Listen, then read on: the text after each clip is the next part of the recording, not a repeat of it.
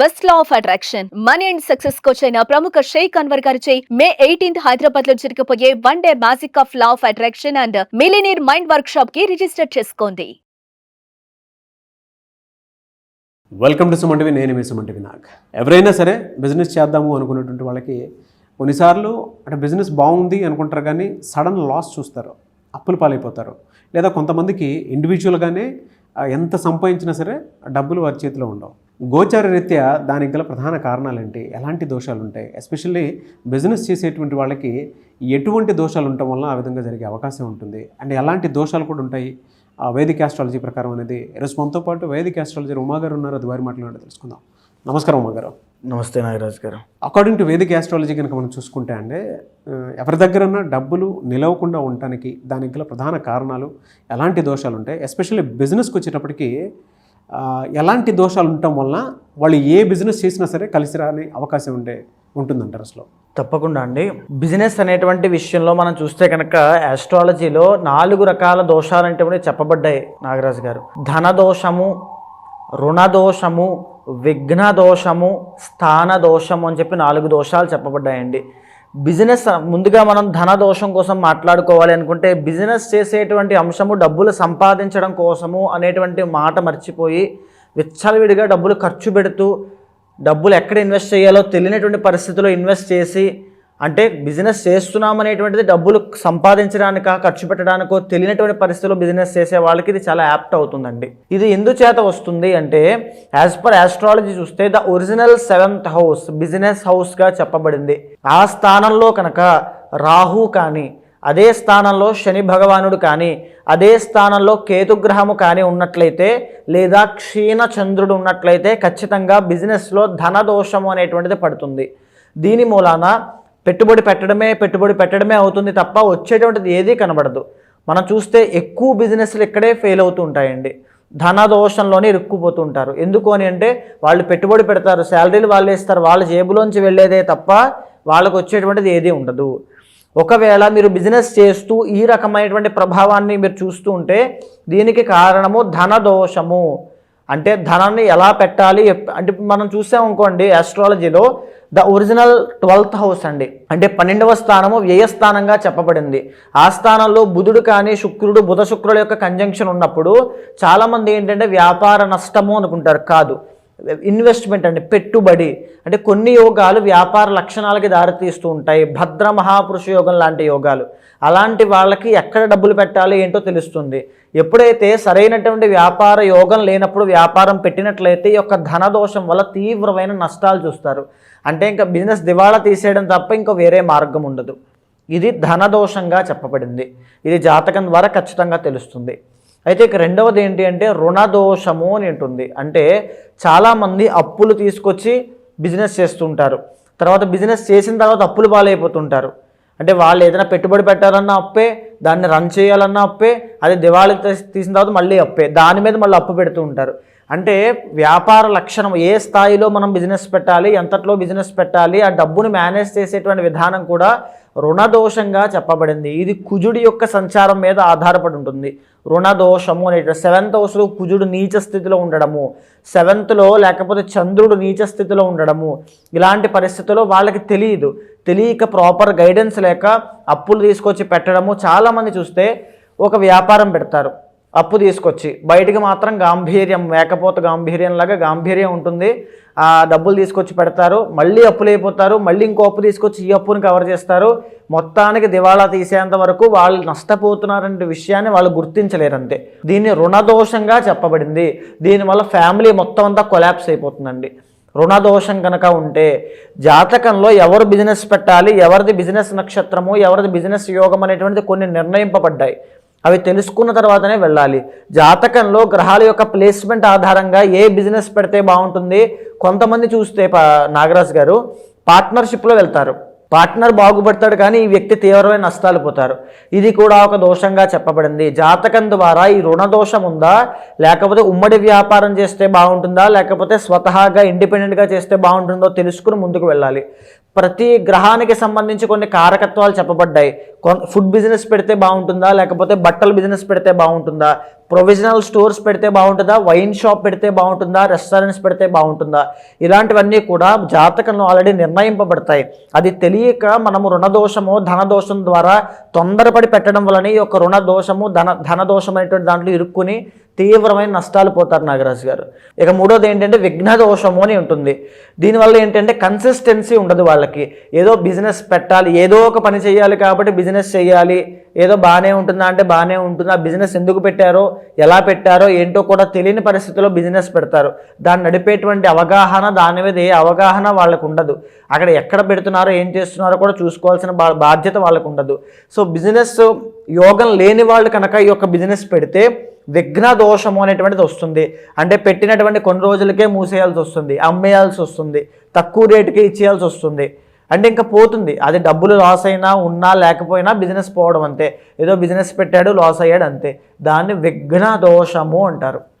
ఇది జాతకంలో గురుబలం కనుక లేకపోతే ఇలాగే జరుగుతుంది. అంటే సెటిల్మెంట్ దోషాల్లో, అంటే ఫర్ సపోజ్ పాతక అని పిలువబడేటువంటి కాలసర్ప దోషంలో కొంతమంది మనం చూస్తే 33 సంవత్సరాలు వచ్చేంత వరకు కూడా ఆ బిజినెస్ పెట్టి ఈ బిజినెస్ పెట్టి ఈ జాబ్లో జాయిన్ అయ్యి మానేసి అవి చేసి ఇవి చేసి లాస్ట్కి ఏదో ఒక దాంట్లో సెటిల్ అవుతారు. ఇవి మధ్యలో ఎన్నైతే చేశారో ఇవన్నీ కూడా విఘ్న దోషం వల్ల వచ్చినటువంటి దోషాలు. అందుకే బిజినెస్లో తీవ్రమైన నష్టాలు చూస్తారు. దీనికి పరిహారం ఏమిటి అంటే, ఆ ఏదైతే విఘ్న దోషానికి కారణమవుతోందో కేతు గ్రహము మేజర్గా అండి. కేతు టెంపరీ ప్లానెట్ అండి, చంచల స్వభావి, అంటే ఒకదాని మీద స్టేబుల్గా ఉండలేడు ఆయన. సో ఆ కేతు గ్రహానికి సంబంధించిన దోషాన్ని ఈ విఘ్న దోషంగా చెప్పబడింది. అయితే అన్నిటికంటే ఆఖరిది 4వది ఏంటి అంటే స్థాన దోషము.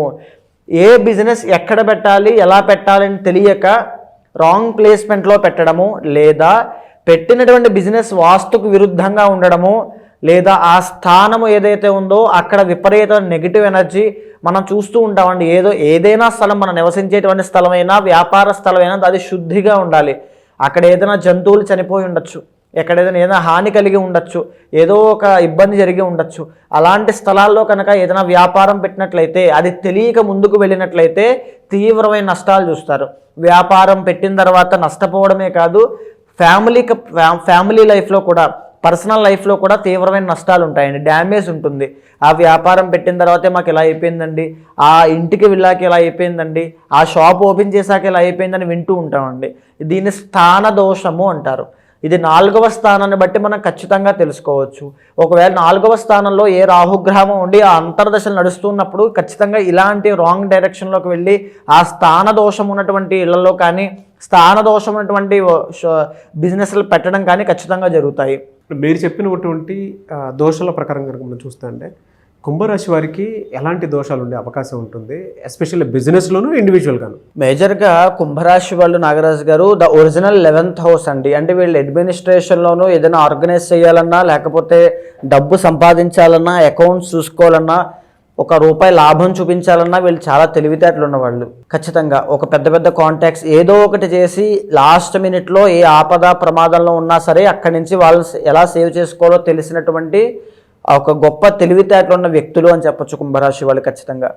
కానీ ఏంటి అంటే ద ఒరిజినల్ 11th హౌస్ అవ్వడము, the original 7th house Ravi అవ్వడము, వీళ్ళకి మేజర్గా బిజినెస్లు అంటే ఎలా ఉంటాయంటే హైలీ అఫీషియల్ పీపుల్తో వీళ్ళ కనెక్షన్స్ ఉండడం, లేదా వీళ్ళే హైలీ అఫీషియల్ పీపుల్ లాగా వ్యవహరించడం లాంటివి జరగడము. రెండవది ఏంటి అంటే గవర్నమెంట్ కాంట్రాక్ట్స్ ద్వారా బిజినెస్ చేయడము, బంగారం వ్యాపారం చేసి అధిక మొత్తంలో విపరీతమైన ధనం సంపాదించడము. బంగారం వ్యాపారం చేసే వాళ్ళందరికీ కూడా రవి అధిపతి అండి. రవి, గురు, శుక్ర ఈ 3 కాంబినేషన్స్ బాగుంటే బంగారం వ్యాపారం సూపర్గా ఉంటుంది. అంటే చాలా ఎర్లీ స్టేజ్లోనే బంగారాన్ని పట్టుకున్న తర్వాత సక్సెస్ చూసేస్తారు వాళ్ళు. రవి, గురు, శుక్ర. అదేవిధంగా వీళ్ళకి రైస్ బిజినెస్ అండి, బియ్యము వ్యాపారము చాలా బాగుంటుంది. కుంభరాశి వాళ్ళకి ఖచ్చితంగా ధాన్యాలు, బియ్యమే కాదు ధాన్యాలు అన్నీ కూడా చాలా బాగుంటాయని చెప్పొచ్చు. అండ్ మేజర్గా చెప్పాలి అంటే డ్రై ఫ్రూట్స్ కానీ, ఎక్స్పోర్ట్స్ అండ్ ఇంపోర్ట్స్ కానీ ఇవన్నీ కూడా అద్భుతంగా కలిసి వచ్చేటువంటివి. ప్రభుత్వానికి సంబంధించినటువంటి కాంట్రాక్టులు తీసుకొని దానికి సంబంధించిన బిజినెస్లు చేయడం మేజర్గా వీళ్ళకి పనికొచ్చేటువంటి బిజినెస్ అండి. తర్వాత బంగారము, మెడికల్ షాప్స్ ఇవన్నీ కూడా వీళ్ళకి చాలా బాగుంటాయని చెప్పుకోవచ్చు. అయితే వీళ్ళకి వచ్చినటువంటి ఇబ్బంది ఏంటి అంటే కుంభరాశి వాళ్ళు the original 5th and 8th lot అవ్వడం మూలన వీళ్ళకి ఏంటి అంటే మేజర్గా వీళ్ళకన్నా వీళ్ళు పుట్టినటువంటి సంతానానికి అది అధికమైన లాభాలు. అంటే మనం చూస్తుంటాం, మనం కొంచెం సంపాదించి మన సంతానానికి మిగతాది ఇస్తూ ఉంటాం. సో కుంభరాశి వాళ్ళు సక్సెస్ అవ్వకపోయినా వీళ్ళు మొదలుపెట్టిన పనితో వీళ్ళ సంతానం బాగా సక్సెస్ అవుతారు ఖచ్చితంగా. అంటే వీళ్ళకి ఆ పరిపూర్ణత్వం అనేటువంటిది రాకపోయినా మీరు ఏమీ కంగారు పడద్దు, మీ ఇంట్లో మళ్ళీ మీ సంతానానికి ఆ గొప్ప యోగం పడుతుంది 5th and 8th లార్డ్ అవ్వడం మూలాన. అండ్ ఒకవేళ మీరు బిజినెస్లో ఉన్నట్లయితే మీకు రుణదోషం అనేటువంటిది ఉంటుంది. బికాజ్ 8th లార్డ్ బుధుడు అవుతాడు. మీ యొక్క ఫ్యామిలీ అండి, మీ ఫ్యామిలీ మీకు మైనస్ అవుతుంది మేజర్గా చెప్పాలి అంటే. మీ సంతానము ఫ్యూచర్ జనరేషన్లో మీకు ప్లస్ అవుతుంది, మీరు వ్యవహరించినప్పుడు మీ ఫ్యామిలీ మీకు మైనస్ అవుతుంది. సో దీని మూలన మీకు విపరీతమైన డబ్బులు లాస్ అవ్వడం, కష్టాలు, తర్వాత ఒత్తిడి, బాగా చికాకు పుట్టి బిజినెస్ కూడా వదిలేద్దాం అనేటువంటి ఫీలింగ్ కలగడము, లేదనుకుంటే అప్పులు పాలవ్వడము, ఇవన్నీ కూడా ఖచ్చితంగా మీరు ఫేస్ చేస్తారు వీళ్ళు కుంభరాశి వాళ్ళు. అంటే మేజర్గా ఉన్నది ఏంటి అంటే కుంభరాశి వాళ్ళకి ద ఒరిజినల్ 10th లార్డ్ వచ్చేసి కుజుడు అవుతారు. అంటే వీళ్ళకి బిజినెస్ కన్నా జాబ్స్ అనేటువంటి ఎక్కువగా కలిసి వస్తాయి అని చెప్పచ్చు. మనం బిజినెస్ పాయింట్ ఆఫ్ వ్యూలో మాట్లాడుకుంటున్నాం, కానీ వీళ్ళకి అంతగా పరిపూర్ణమైన వ్యాపార సిద్ధి అనేటువంటిది వీళ్ళకి ఉండదు. సో ఎక్కువగా ఈ జాబ్స్లోనే వీళ్ళకి చాలా బాగుంటుంది. ఐటీ సెక్టార్ కానీ, లేకపోతే ఇంజనీరింగ్ కానీ, లేకపోతే పోలీస్ డిపార్ట్మెంట్, సోల్జర్స్, లేకపోతే మిలిటరీ, ఈ యొక్క పోలీస్ డిపార్ట్మెంట్స్, తర్వాత ఎలక్ట్రికల్ డిపార్ట్మెంట్స్, ఇవన్నీ చాలా బాగుంటాయి వీళ్ళకి.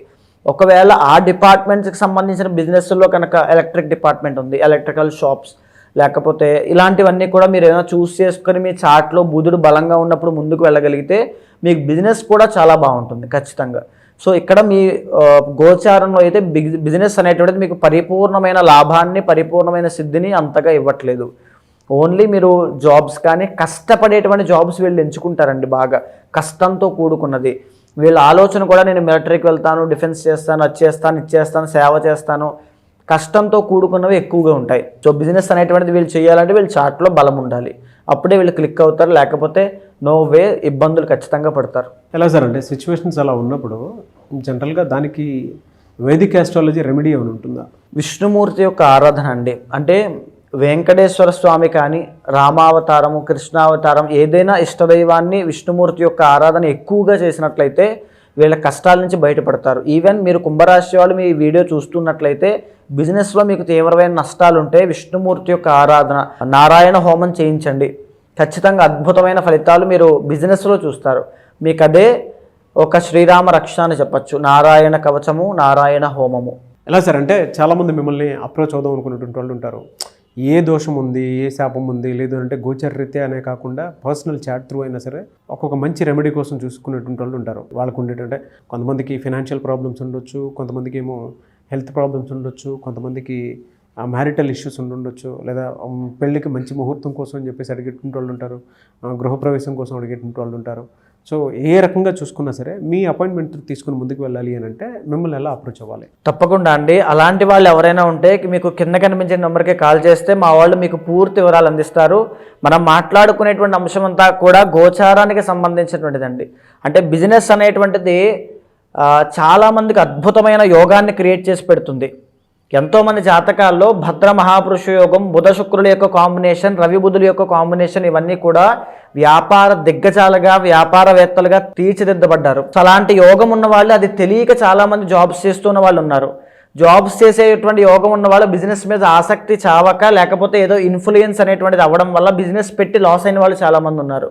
ఒక ప్రాపర్ గైడెన్స్ అనేటువంటిది ఉంటే కనుక ఏ బిజినెస్ పెడితే బాగుంటుంది, పార్ట్నర్షిప్లో పెడితే బాగుంటుందా, లేదా అసలు ఏ ప్లేస్లో పెడితే బాగుంటుంది, వ్యాపారం ఏ దిక్కులో ఏ రాశి వాళ్ళకు ఉంటే బాగుంటుంది తెలుసుకుని ముందుకు వెళ్ళగలిగితే అద్భుతమైన వ్యాపారవేత్తలుగా ప్రతి ఒక్కరూ ఎదుగుతారు. అలాంటి వాళ్ళు ఎవరైనా ఉంటే ఖచ్చితంగా మీ పర్సనల్ చార్ట్ చూసిన తర్వాత ఏవైనా దోషాలని తగినటువంటి శాంతి పూజలు ఆచరింపజేసి మీకు మంచి రిజల్ట్స్ వచ్చేలా ఖచ్చితంగా చేస్తాను. డెఫినెట్గా అండి. Thank you so much Uma గారు. నమస్తే అండి. చూసారు కదండి వీడియో. ఈ వీడియోపై మీ అభిప్రాయాన్ని కమెంట్ బాక్స్లో పోస్ట్ చేయండి. ముఖ్యంగా మీరు కనుక మీ పర్సనల్ లైఫ్లో మీకు ఇండివిజువల్గా అయినా సరే అంటే ఏదైనా కలిసి రావట్లేదు అనుకున్నప్పుడు ఒక త్రూ వేదిక్ ఆస్ట్రాలజీ ఏదైనా సపోర్ట్ తీసుకుని ముందుకు వెళ్ళాలి అనుకుంటే, ఉమా గారిని సంప్రదించాలనుకుంటే మాత్రం స్క్రీన్ మీద మీకు ఉమా గారి కాంటాక్ట్ నెంబర్ కనిపిస్తుంది. దాన్ని మీరు కాల్ ఆర్ మెసేజ్ వాట్సాప్ చేసి వెంటనే అపాయింట్మెంట్ బుక్ చేసుకోవచ్చు. ఈ వీడియో లైక్ చేయండి, షేర్ మాత్రం తప్పకుండా చేయండి. ఇలాంటి మరిన్ని వీడియోస్ కోసం మా ఛానల్ ఫాలో అవ్వండి. Thank you. సుమన్ టీవీలో మీ పర్సనల్ అండ్ బిజినెస్ ప్రమోషన్స్ కోసం కింది నెంబర్కి కాంటాక్ట్ చేయండి.